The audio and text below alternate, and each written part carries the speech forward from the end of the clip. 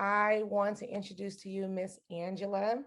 Angela is the founder of Oregon Kids Read, a grassroots literacy and racial equity group calling on the Oregon legislature to end decades of systemic failure when it comes to teaching our struggling K through third readers. She is a past PTA president at Irvington Elementary, and she helped launch Irvington Westminster Community Learning Hub, which offers free in-person support for students whose families are experiencing financial difficulties. She is an awesome woman, definitely advocate. It's been a journey, a great journey getting to know her through the work that we've been doing. So without further ado, Miss Angela, the floor is yours. Thank you so much, Ms. Paula.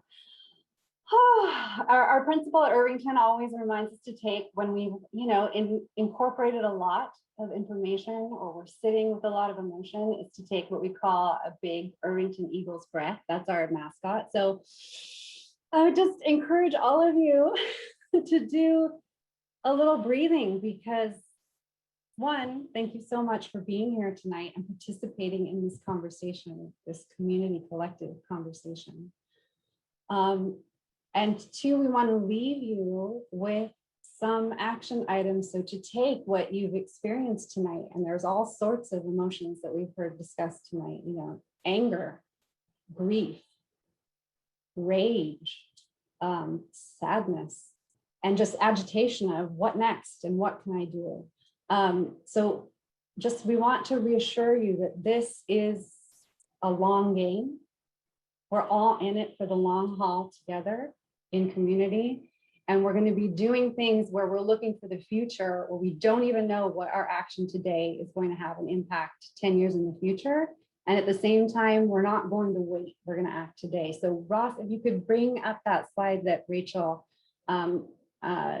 mentioned before, we're just going to walk through a couple of easy things that you can do with some of the information you've learned tonight.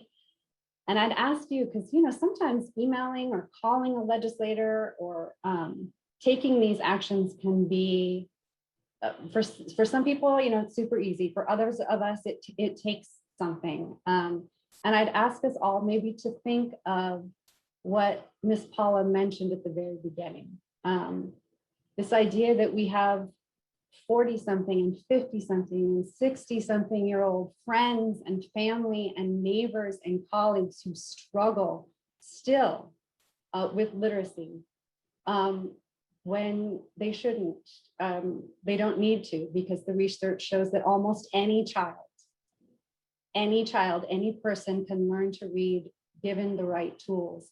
So when we're sending these emails and calling these legislators and taking these actions, I'd ask you just to imagine that person in the room with you, sitting and taking these actions with you. And the third grader who, as Miss Sherry said, the students, the kids who always want to learn how to read, the desire is always there.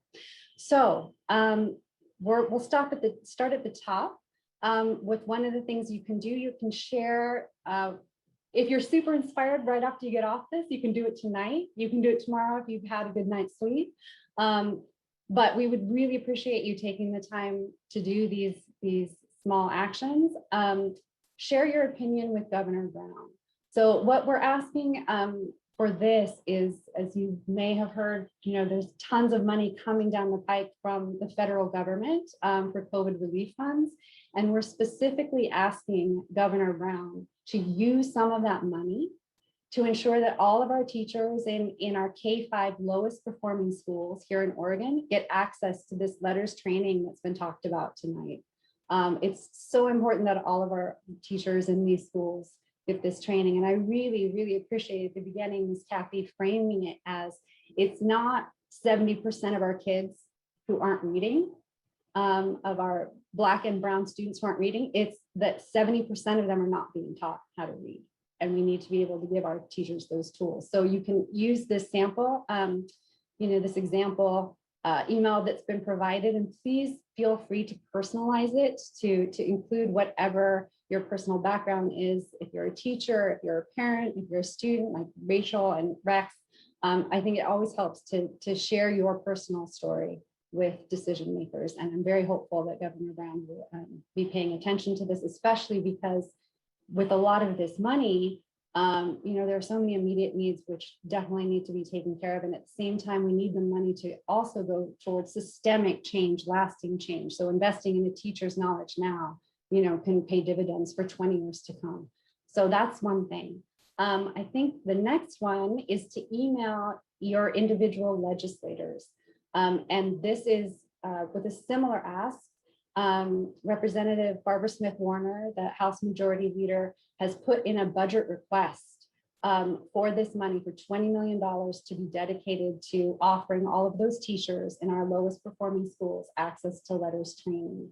So on the website, you can click the link that Ross just clicked, you put in your address, and it'll instantly tell you who your state rep or state senator is if you don't happen to know who they are, because many of us don't.